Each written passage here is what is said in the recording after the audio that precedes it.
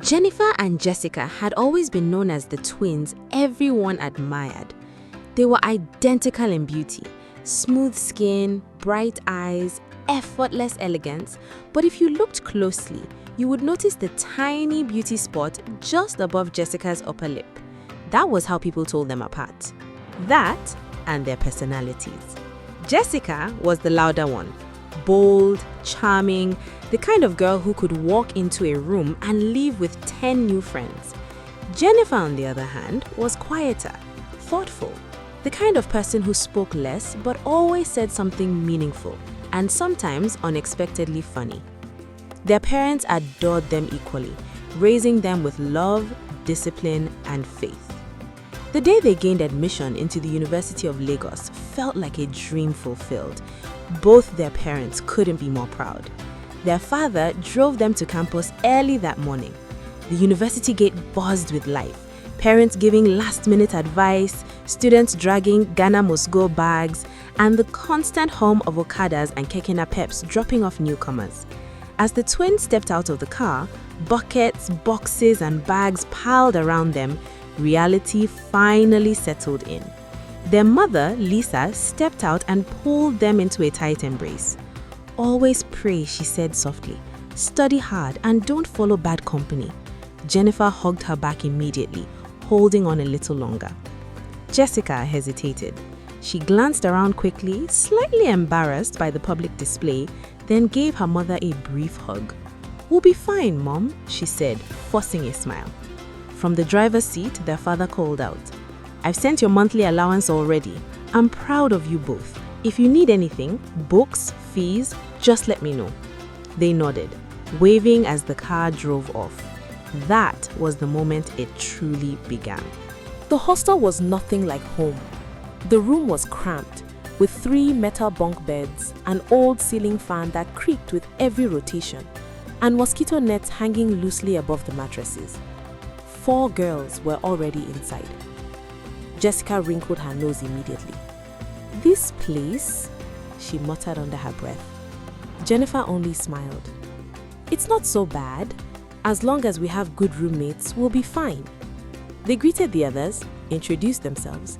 Jessica told the girls journalism. Jennifer, on the other hand, said nursing, and claimed a bunk together. It wasn't comfort, but it was the beginning. Within weeks, their paths began to shift. Jennifer found her rhythm. Lectures, library sessions, and a quiet friendship with a coursemate who shared her discipline. Jessica, however, became something else entirely: popular. It started small: conversations after class, shared laughter, then invitations. Within 3 weeks, she had admirers, especially from the male students who couldn't ignore her confidence and beauty. Every evening, she dressed up. Every night, she stepped out. "Bring food, all," her roommate would tease, laughing as she left. Only Jennifer didn't laugh. "You should stay back sometimes," she would say gently. "Read or even rest." Jessica would wave her off. "Relax, Jen, I know what I'm doing." Then came the moment that changed everything.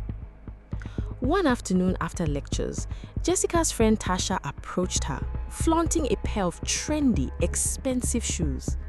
"See what I got," Tasha said, turning slightly for effect. Jessica admired them. Then came the subtle jab. "You, Seth, you don't really update your wardrobe like that." It was said lightly, but it landed heavily. That evening, Jessica sat in silence, thoughts swirling. Her friends had the best phones, the best clothes, the best everything. And her? She managed. Yes, her admirers bought her food, took her out, but they weren't rich. The truly wealthy boys, they stayed in their own circles. And suddenly, Jessica wanted in. At the end of the month, their phones buzzed at the same time. Credit alert. Jennifer smiled immediately. "Thank God, we can buy foodstuff together. Rice, gari, maybe small provisions, then keep the rest for transport and personal things." Jessica stared at her screen. "Is this not small?" she muttered. Jennifer frowned.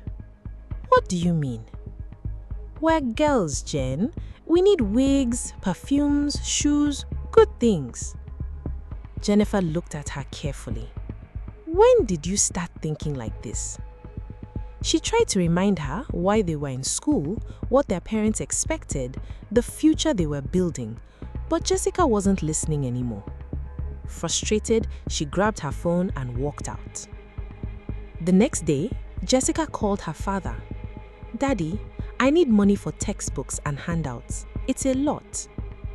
There was hesitation, then trust. He sent the money and even added extra. "Focus on your studies," he said. Jessica smiled, but not for the reason he thought. That same day, she walked into an expensive boutique with her friends. Shoes, clothes, bags, a new version of her. When she returned to the hostel, Jennifer was seated on the bed, writing a list. "Foodstuff list," she said, "so we can go to the market." She stopped.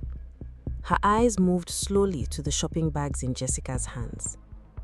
"Where did you get money for all this?" Jessica avoided her gaze. "Don't worry about it." "Jessica, I said I don't have money." Jennifer went quiet. Then she stood up, picked her bag, and left for the market alone. From that moment, distance grew between them. Jessica went deeper into parties, appearances, and validation. Jennifer stayed grounded in books, in church, in purpose. At the end of the semester, the results came out. Jennifer did excellent. Jessica, poor. Very poor. For the first time, Jessica felt something stronger than embarrassment. Fear. "I can't go home," she whispered, tears in her eyes. Jennifer sat beside her. "You have to," she said gently.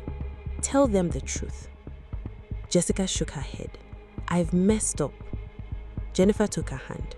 "No, you made a mistake. There's a difference." She paused. "Next semester, cut off those friends. Focus. You can still fix this." Jessica looked at her sister, the one she had ignored, dismissed, walked away from. And for the first time in a long time, she listened.